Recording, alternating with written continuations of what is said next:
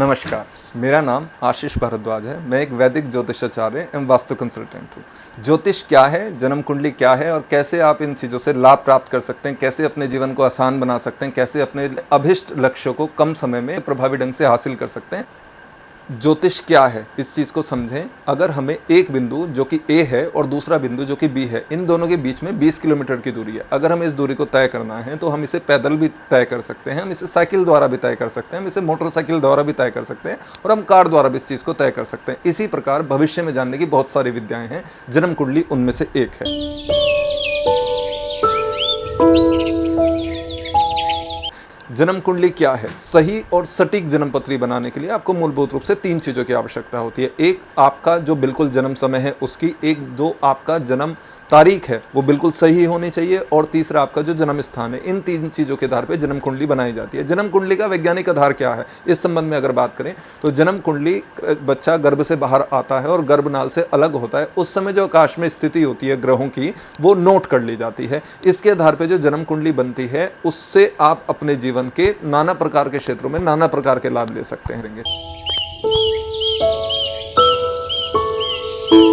पहला विषय है कैरियर। बहुत सारे लोग इस चीज़ को लेकर कंफ्यूज होते हैं कि हम आजीविका के लिए किस कैरियर, क्या कैरियर के रूप में हमारे लिए चुनना श्रेष्ठ रहेगा।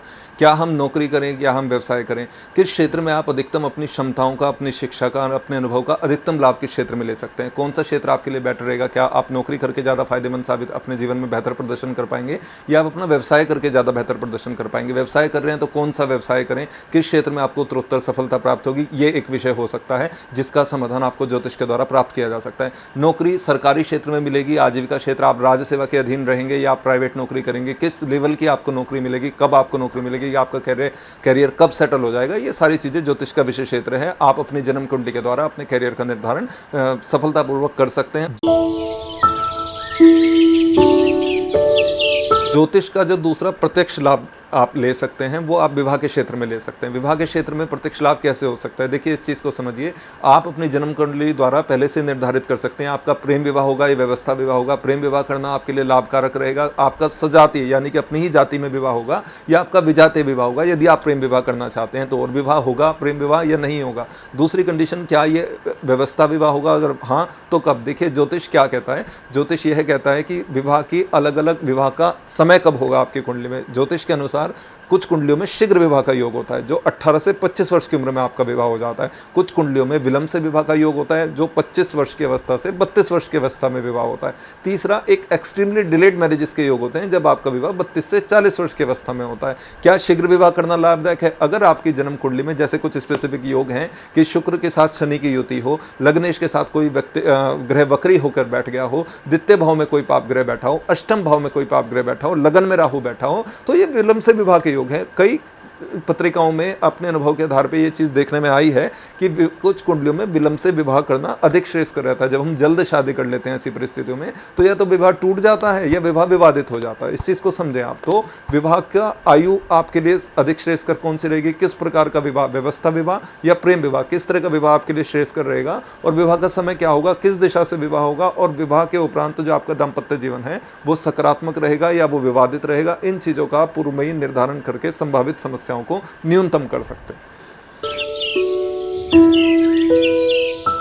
देखिए ज्योतिष का जो तीसरा प्रत्यक्ष लाभ है वो संतान विचार में आप इस चीज़ को ले सकते हैं। बहुत सारी दंपत्ति ऐसी हैं जिनके या तो विवाह के उपरांत संतान उत्पन्न नहीं हुई, अगर उत्पन्न हो गई है वो तो नाना प्रकार की कॉम्प्लिकेशन से वो घिरी हुई है। ज्योतिष द्वारा हम कैसे इस चीज़ को कर सकते हैं, देखिए ज्योतिष में के विवेच आपकी जन्म कुंडली के आधार पर संतान प्राप्ति का समय आप पहले से निर्धारित पता कर सकते हैं कि कब आपको संतान प्राप्ति होगी। दूसरा, बहुत सारी दंपत्ति ऐसी हैं जो संतान सुख से वंचित हैं, उनके विवाह के उपरांत भी तमाम प्रयासों के बाद भी संतान उत्पन्न नहीं होती। और आश्चर्य की बात यह है कि कई बार इसकी जड़ें आपकी जन्म कुंडली में होती हैं और आप अपने ज्योतिष के विवेचन द्वारा, कुंडली के अनुशीलन द्वारा आप पहले से इस चीज को पता कर सकते हैं कि हमारी जो वंशावली वृद्धि की जो स्थिति है, जो हमारी संतानोत्पत्ति की प्रक्रिया है। देखिए इस चीज को समझना होगा आपको कि विवाह का जो प्रत्यक्ष लाभ है वो आपकी वंशावली का बढ़ना है। तो संतानोत्पत्ति में क्या इशू है, किस कारण से संतान उत्पन्न नहीं हो रही है, इसका पता आप जो है अपनी जन्म कुंडली के आधार पर पता कर सकते हैं। कई केसेस ऐसे भी होते हैं जब जो स्त्री संतति है वो निरंतर उत्पन्न होती रहती है, यानी कि आपका विवाह हो गया, आपकी संतान उत्पन्न हुई, लड़की हो गई, अगेन लड़की लड़की हो गई, अगेन लड़की हो गई,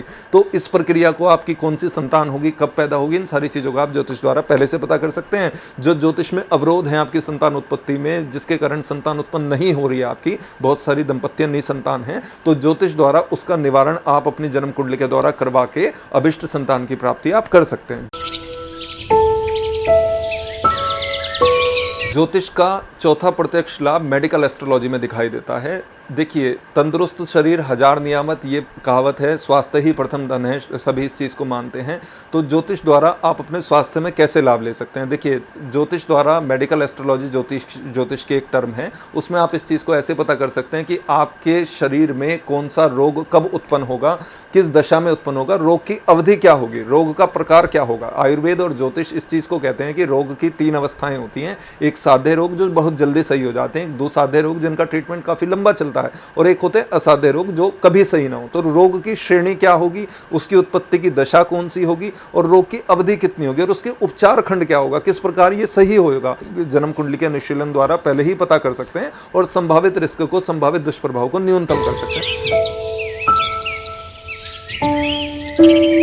ज्योतिष का अन्य प्रत्यक्ष लाभ आप रियल एस्टेट, अपने भूमि, अपनी संपत्ति, अपनी जायदाद के विषय में ले सकते हैं। देखिए क्या है, बहुत सारे लोग ऐसे हैं जिनका अपना मकान नहीं है, या वो जो सपनों का मकान बनाना चाहते हैं उसमें अकारण विलंब ही होता चला जा रहा है। आपके पास पैसे भी हैं, आपके पास ज़मीन भी है, किंतु आपका मकान नहीं बन पा रहा है। अब आपके पास पैसे हैं लेकिन आप मकान खरीदना चाहते हैं, मकान बनने की स्थिति बन ही नहीं पा रही है। लंबा समय हो गया है आप किराए के मकान में रहते चले आ रहे हैं। ठीक है, हर किसी का अपना मकान, अपनी इच्छा होती है कि उसका अपना मकान हो, उसका खुशहाल परिवार हो, लेकिन जन्म कुंडली में आपका मकान कब होगा, आपके मकान बनने में जो अवरोध हैं उनका निवारण कैसे हो, आपको जो आपकी पैतृक संपत्ति है वो विवादित हो चली है। मान लीजिए बहुत सारे केसेस ऐसे हैं जिसमें आपको पैतृक संपत्ति मिलनी होती है किंतु वो अकारण विवादित होती है और आप तक नहीं पहुँच पाती, एक कंडीशन। दूसरी कंडीशन ये होती है कि आप अपनी संतान को, अपनी जो आने वाली लिनेज है उसके लिए काफ़ी संपत्ति छोड़ना चाहते हैं, बनाना चाहते हैं, लेकिन आपके पास अपना घर तक नहीं है। तो ऐसी स्थिति में कैसे आप बना पाएंगे?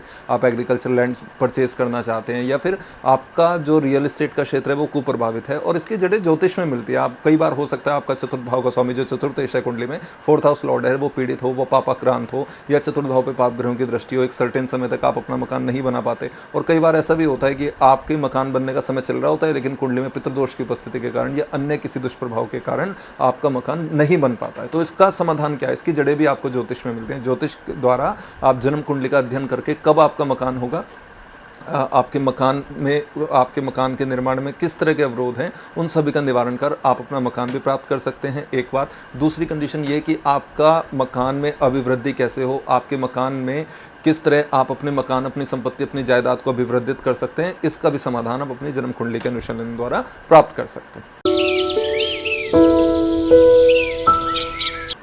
देखिए, मैं एक चीज़ और स्पष्ट करना चाहूँगा। बहुत सारे लोग ऐसे हैं, ये प्रश्न उठता है कि क्या अगर आपके पास जन्म कुंडली ही नहीं है, आपको आपकी जन्म तिथि ठीक से नहीं पता है, आपको अपना जन्म स्थान ठीक से नहीं पता है, आपको आपका जन्म समय ठीक से नहीं पता है, तो बहुत सारे कन्फ्यूजन्स उत्पन्न हो जाते हैं, कैसे हम अपने भविष्य के बारे में जान सकते। तो इसी तरह भविष्य में जानने की बहुत सारी विद्याएँ होती हैं। जन्म कुंडली बनाने के लिए जिस प्रकार जन्म तिथि, जन्म समय, जन्म स्थान की आवश्यकता होती है, इसी तरह ज्योतिष की एक और टर्म है जिसे प्रश्न शास्त्र कहा जाता है, जिसे होरेरी एस्ट्रोलॉजी कहा जाता है। इस विद्या में जिस समय जातक प्रश्न पूछता है उसी समय की कुंडली बना के, उसी स्थान की कुंडली बना के आपको उस प्रश्न का उत्तर दिया जा सकता है। बहुत सारे व्यक्ति ऐसे होंगे, बहुत सारे आप दर्शक ऐसे होंगे जो इस चीज़ को कहते होंगे कि जन्म कुंडली उन्हें नहीं पता है, जन्म स्थान उन्हें नहीं पता है, जन्म समय उन्हें नहीं पता है, जन्म तारीख उन्हें नहीं पता है। तो ऐसे सभी व्यक्तियों का समाधान ज्योतिष में है और इसका समाधान आप प्रश्न शास्त्र की विद्या द्वारा किया जा सकता है। तो निराश ना हो। आप सभी को जिन्हें अपने कैरियर के संबंध में, अपने मैरिज के संबंध में, अपनी हेल्थ के संबंध में, या अपनी संतान के संबंध में, या अपनी भूमि से संबंधित किसी विषय पे आपको अपनी जन्म कुंडली से आधारित कंसल्टेशन चाहिए हो, तो वो मेरे सभी नंबर स्क्रीन पे फ्लैश हो रहे हैं। आप हमारी मोबाइल के द्वारा, हमारे ईमेल के द्वारा, हमारी वेबसाइट के द्वारा हमसे संपर्क कर सकते हैं। आप सभी का दिन मंगलमय हो। धन्यवाद।